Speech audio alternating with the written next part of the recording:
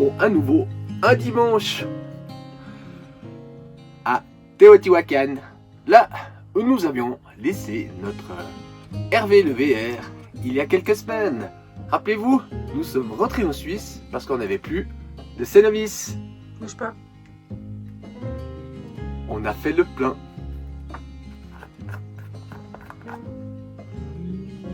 Mais t'as déjà tapé de nous? Oui, j'avais des petites fins l'autre jour. T'as craqué? Je suis désolé. Nous voilà un instant. J'ai chopé le rhume. Je l'ai ramené de Suisse, ça fait un deuxième souvenir. C'est pour ça que je prends un peu du nez. Nous voilà donc repartis pour la suite des aventures à travers l'Amérique.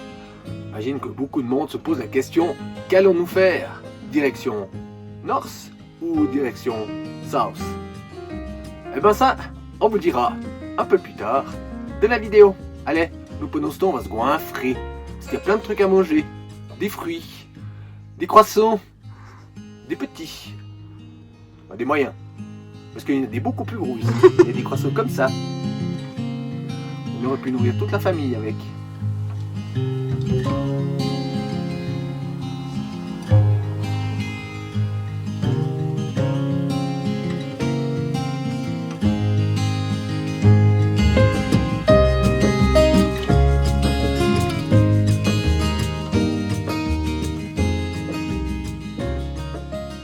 Il est bon le café?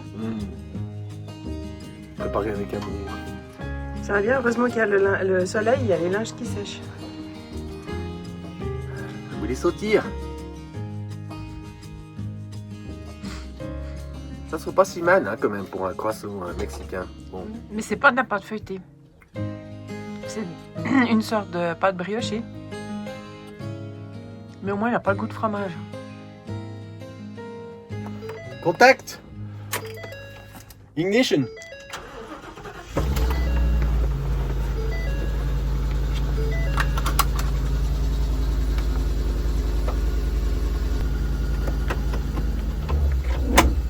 Ah, Garmin, j'aurais peut-être dû le mettre. Ouais.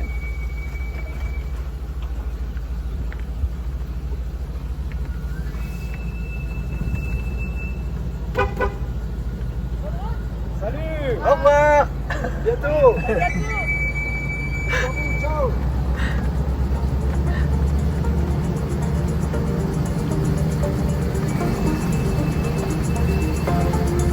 Gracias!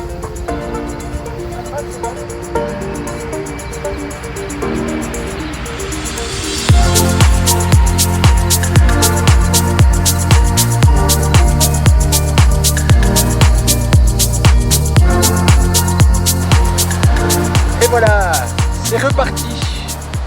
Mais quelques kilomètres plus tard.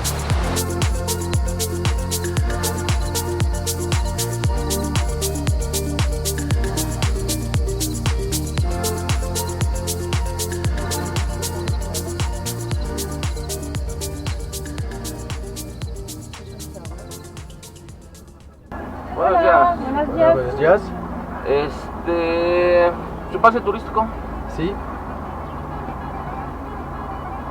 Entonces hay que pegarlos para que no nos estén molestando. Porque el día de hoy no circulan. A veces por el programa hoy no circula. Je ne comprends pas. El pase turístico es por circular. Ajá, con el pase turístico ustedes pueden circular, no tienen problema. Pero hay que pegarlo. Ah, ok. ok. Ok. ¿Ok? Su licencia, por favor. Bon, nous avons été arrêtés par la police municipale parce que pour circuler au Mexique, dans l'état du Mexique et à Mexico même, il faut un passe touristico. Ce que beaucoup ne savent pas et pensent qu'ils n'auront aucun problème avec ça. Eh bien, figurez-vous que là, nous avons bien fait de le faire hier. Ouais. Parce que c'est exactement ce qu'il nous a demandé. En plus, il ne faut pas le cacher, mais bien le mettre à l'avant du véhicule contre le pare-brise. Ben, c'est ce que nous avons fait. Ouf. Ouf.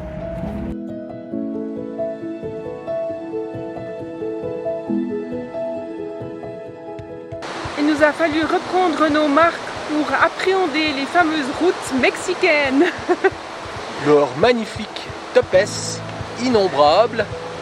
Que nous avions oublié avec la Suisse. Ça c'est sûr.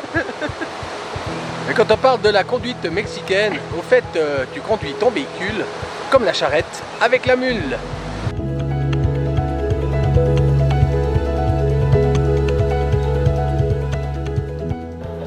Derrière moi, l'arc-duc de Xalpa. Et puis juste là, c'est nous. C'est peut-être un parking provisoire jusqu'à ce qu'on trouve un autre endroit pour dormir. L'arc-duc de Xalpa ou Arcos del Sitio ou encore l'arc-duc de Tepoztlán a été construit grâce aux jésuites au début du XVIIe siècle. Il amène l'eau du Rio del Oro jusqu'à l'hacienda de Xalpa. Il y a 56 arches sur 4 niveaux. Vous laisse compter si vous voulez. Sa hauteur est de 425 mètres.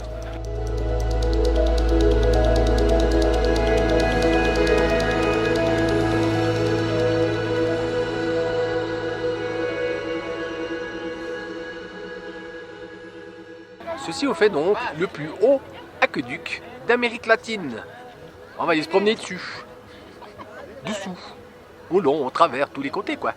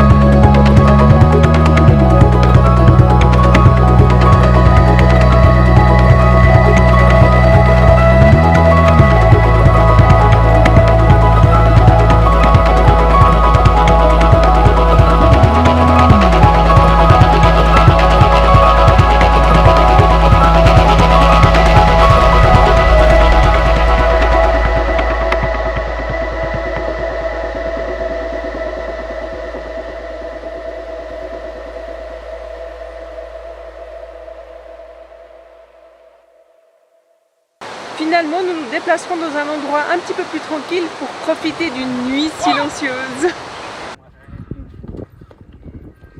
Hello.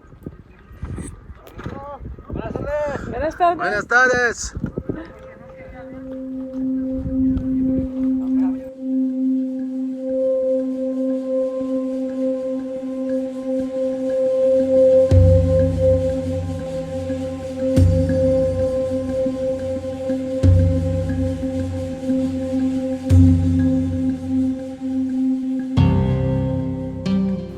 Nous sommes à Tula. Trouvez pas que le paysage a un petit air grec, voire gréco-romain? Je trouve que ça y ressemble quand même pas mal. Tula était la capitale des Toltecs. Et puis que je parle que c'est un petit air gréco-romain, peut-être que l'une des différences c'est que ici à la place des chênes verts et des oliviers, on va plutôt trouver des cactus et des agaves. D'ailleurs, dans la région, sont cultivés les maguais poulquais, avec lesquels ils font du poulquet, un alcool fermenté à base de sève d'agave. Mais on n'a pas goûté. Je suis pas sûr qu'on goûte non plus. Un peu d'histoire, mais oui, c'est reparti. On ne va pas changer les bonnes habitudes ou les mauvaises, ça dépend. Chacun son avis. Tula, la capitale des Toltecs donc, a vraisemblablement été fondée à la chute de Teotihuacan, soit au début du Xe siècle. Ici régna le légendaire Quetzalcoatl, un dieu humain, vous savez le serpent à plumes, à la fin du Xe siècle. Mais il eut affaire à son frère Tezcatlipoca, qui lui en voulait. Il lui en voulait tellement qu'il lui fit boire du pulque et l'enivra. Plein de remords et de honte, Quetzalcoatl quitta donc son royaume et partit dans l'Est. Tout ça à cause de Pulque.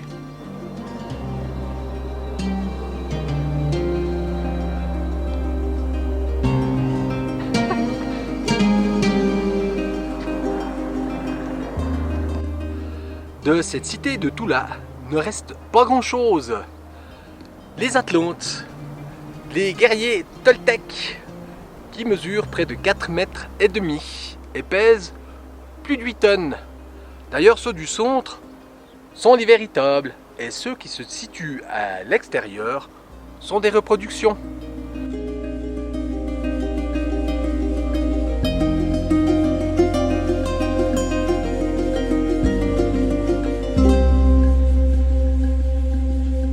Ici, on peut trouver aussi le mur des serpents.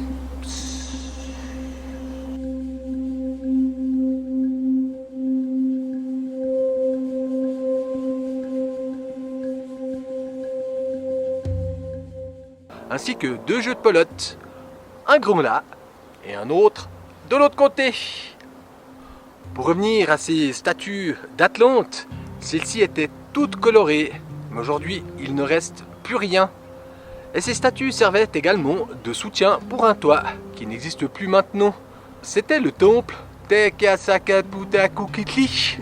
Je crois que c'est plus simple si vous le voyez défiler juste là. Un peu plus à gauche, s'il te plaît. Enfin, à ta droite.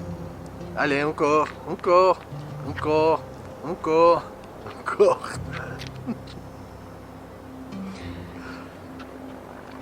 Pour stationner à Tula, c'est possible.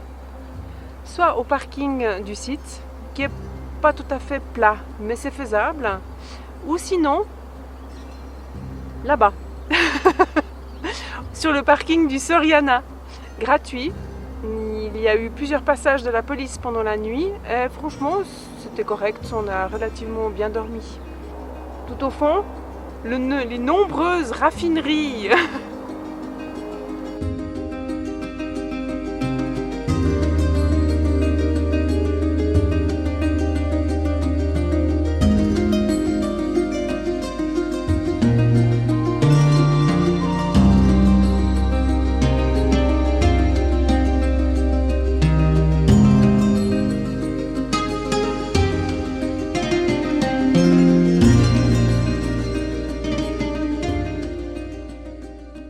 Après notre arrêt à Tula, nous nous dirigerons en direction de l'écoparc Alberto. Mais sur la route, une drôle de rencontre.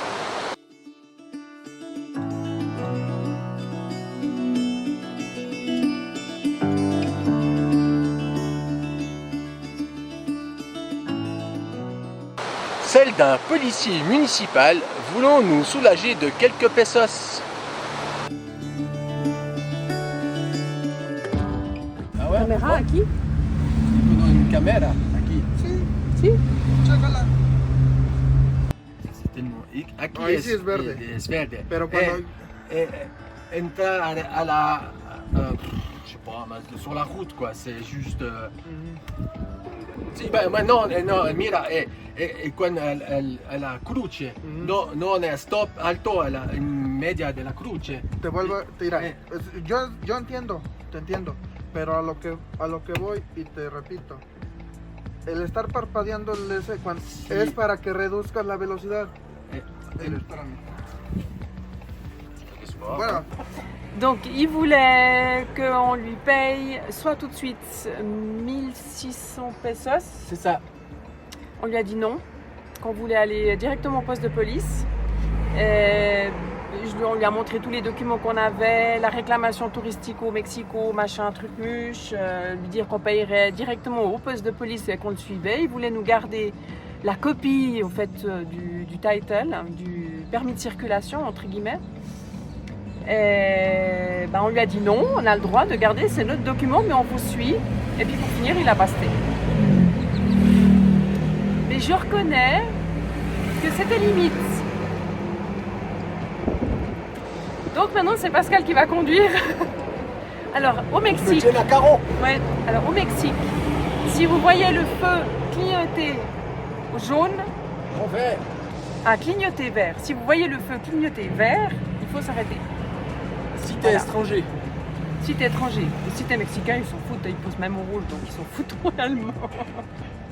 Parce qu'il nous a dit qu'en passant à l'orange, on aurait très bien pu avoir un accident avec quelqu'un qui serait passé. Et je lui ai dit, ouais, mais lui, il serait passé au rouge. Si nous sommes passés à l'orange. Voilà. Et je lui ai quand même démontré que quand le feu a passé à l'orange, nous étions au milieu du carrefour.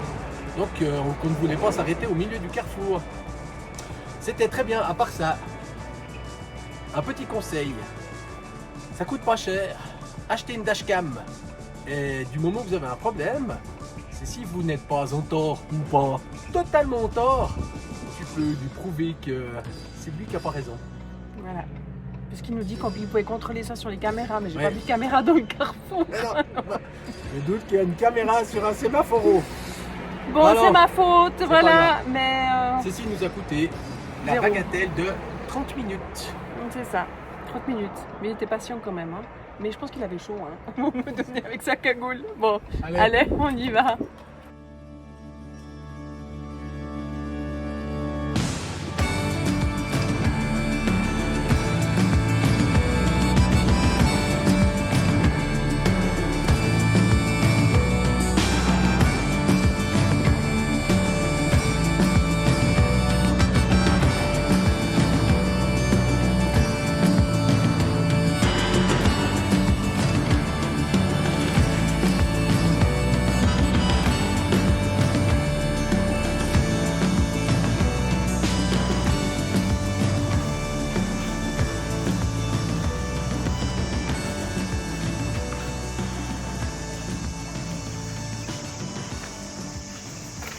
C'est chouette comme endroit, hein, ici. Hein. Puis on a des compagnons. Là aussi, nous profiterons d'une nuit silencieuse dans ce magnifique endroit pour reprendre la route le lendemain matin. En direction des Grutas de Tolotango, là où nous sommes.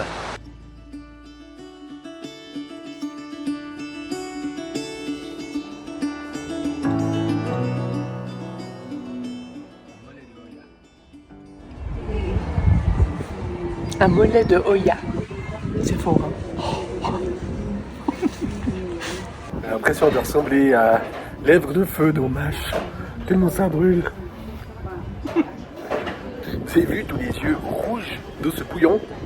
Avec une descente très vertigineuse que Carole a appréciée à sa juste valeur.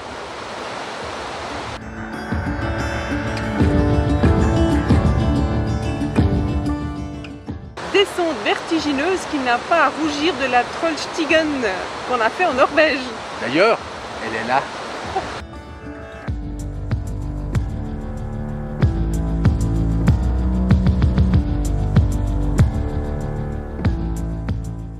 Tout heureux d'avoir un véhicule avec un frein moteur parfait lorsque tu mets la première, voire la deuxième.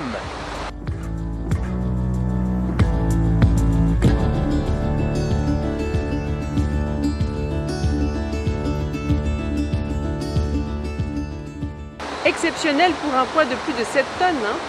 Oui, c'est ça.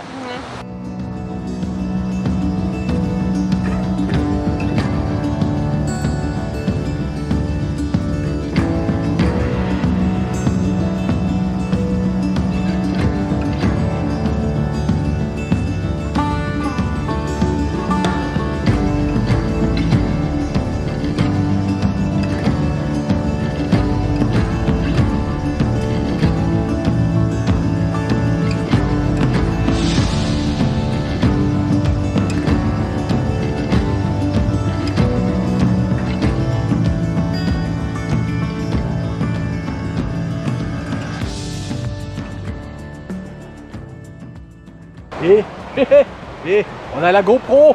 On a la GoPro. Oui, oui. Rappelez-vous, nous sommes passés en Suisse pour acheter le Cenovis, mais aussi pour obtenir les quelques pièces qui nous manquaient sur la GoPro qui a fait disparu. Donc maintenant, on peut effectivement retourner dans l'eau avec. Nous sommes donc, excusez-nous pour le vent, on s'excuse, pardon, excusez-nous. Pardon hein, pour le bon. Nous sommes au Grutas de Tolotango, un site touristique. On pourrait même dire un site hyper touristique. Celui-ci a été conçu grâce à la communauté des 112 familles qui vit dans la région, sans l'aide de l'État ni de la localité. D'ailleurs, quand on parle de touristique, tout se paye ici, notamment l'entrée, 200 pesos par personne par jour. Et si tu veux y passer une nuit, eh ben ça fera 2 jours. Je vous laisse faire l'addition, plus le stationnement. Nous arrivons à 860 pesos, 45 balles. Faut vraiment avoir envie de voir ça. Bon, 2 jours complets et une nuit. Oui. Et puis quand tout se paye, c'est si tu veux aller faire le pont, la tyrolienne, aller visiter ça, aller visiter ici, et ben tu vas chaque fois payer encore un petit peu plus. C'est ça. Nous, on va se contenter d'aller se baigner de la piscine qui est derrière nous. D'une couleur bleu turquoise, comme à Agua Azul. D'ailleurs, c'est là. Tout ça grâce aux sels minéraux. Allez Carole, plouf dans l'eau. La rivière est faite d'une succession de bassins qui ont été construits par les villageois.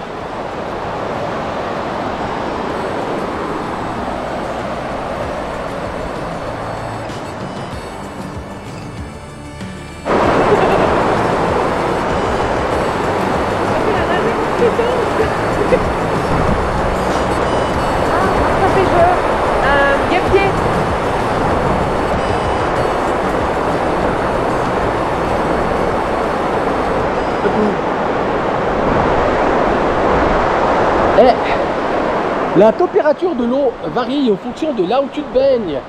Si tu vas tout en haut, là-bas, celle-ci sort à la source entre 36 et 38 degrés.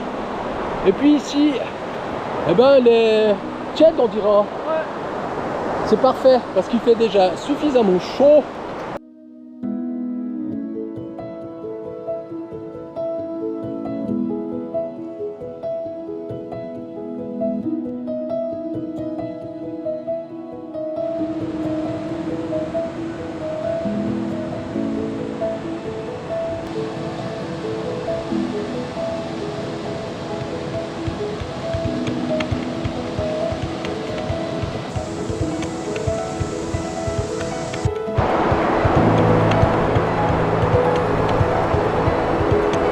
C'est vachement agréable.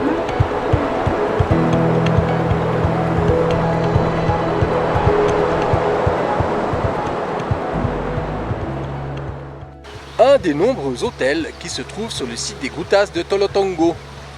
Comme vous pouvez le voir, le place de parking est immense. Cela sous-entend, et c'est même une certitude, qu'il vaut mieux ne pas venir le week-end, car ça va être l'enfer. Et on a pu voir les nombreux bassins aménagés. Tu fais ton choix, soit tu te baignes dans ceux-ci, ou alors tu vas profiter de la rivière et de ses éléments naturels.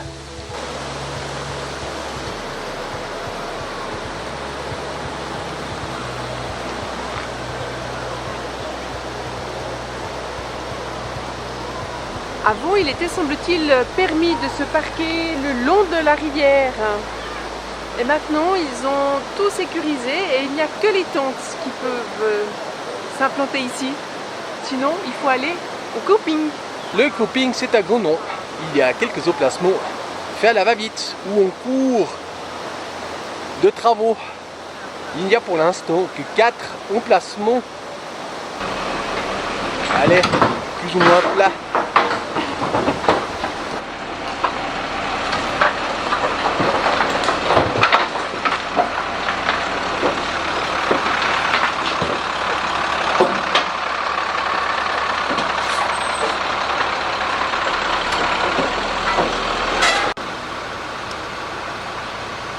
C'est le fameux camping ou trailer park dont on vous parlait.